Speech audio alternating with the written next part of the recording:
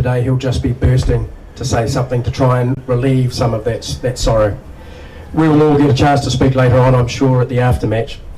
But I hope that what is said today by others, and as I'm speaking, I'm looking right at Seth Love here. Hopefully what others say today goes some way to helping express how you're feeling right now. Gibbo. The name Gibbo in Rarotonga is a bit like saying Elvis in other countries. In fact, you could probably find someone here in Rarotonga who would say, yeah, I know Gibbo, but I'm not sure who Elvis is. The name needs no other explanation or words to bring to mind the many qualities, talents and remembrances you might have. He's a lawyer, surfer, bon vivant, a great mate, and the man with the biggest clean floor obsession any of us have ever met. Mind you, to be a Gibbo or an Elvis, you really do need that cool name, because I don't think at any stage you're going to hear someone go John and everyone goes, yeah, I know who that guy is. Gibbo was born on the 12th of October in 1959, the son of Ruth and John Gibson.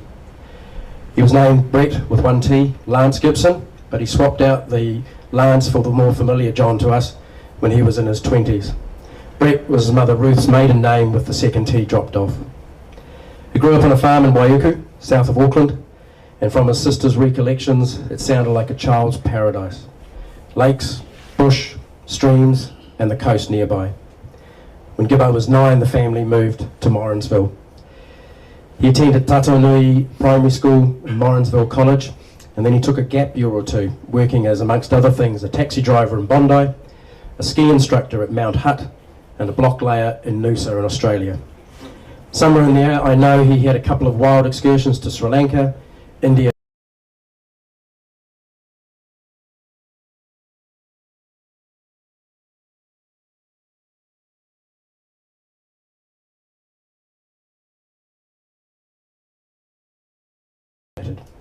Gibbo's reasoning was this: if you work now, you're free to party later. A future at the very high-profile firm Russell McVeigh beckoned, but Rarotonga looked far more attractive, and he made the move. He arrived here in 1987, the same year as Cyclone Sally, but unlike Sally, Gibbo never left. Rarotonga and the Cook Islands has been his home ever since. He took us and our home to his heart, and we took him to ours. Our family got to know him in 1987 when Gay and I returned from New Zealand. And in all the years we've known him, there's never been any question that this was and always would be his home. To know Gibbo was to be friends with an Energizer bunny.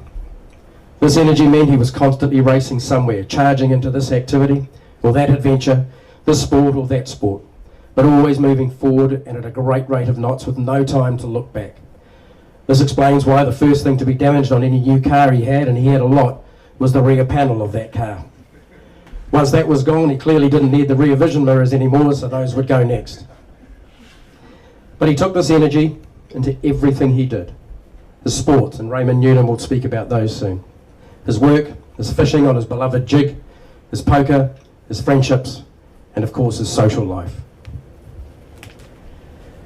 We all have stories of our times with Gibbo. The youngies probably won't believe me when I say there was once a time when all of us oldies over the age of 50 did what you're doing right now and partied until the sun came up. The problem was we all got old and Gibbo turned into Peter Pan. I know if you were a cynical person you would say, well, that probably wasn't the greatest life choice, but to be honest, Gibbo just loved being with people. I could spend my whole time up here recounting funny stories, but I'll leave those for later and for others. To just tell funny stories would be to neglect and ignore the much greater aspects of his life, because he was far more than just vodka and juice, although he could pour a good one. As I said, Gibbo came here to work as a lawyer in 1987 at the tender age of 27, 28. He's one of a batch of surfing lawyers, including Steve Breed and David Skeets.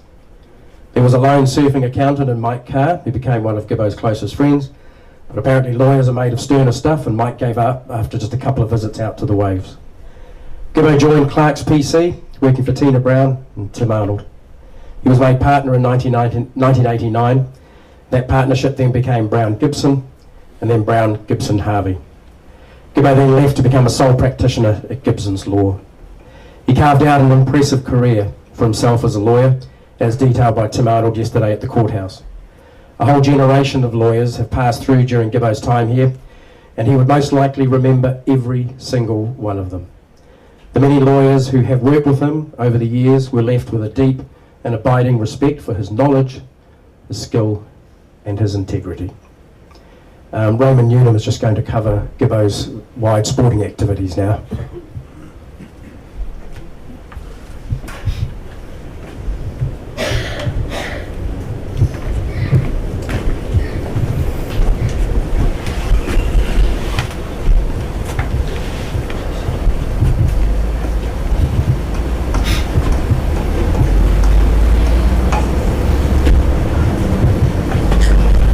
Good on everybody, and welcome to our last farewell for Gibbo.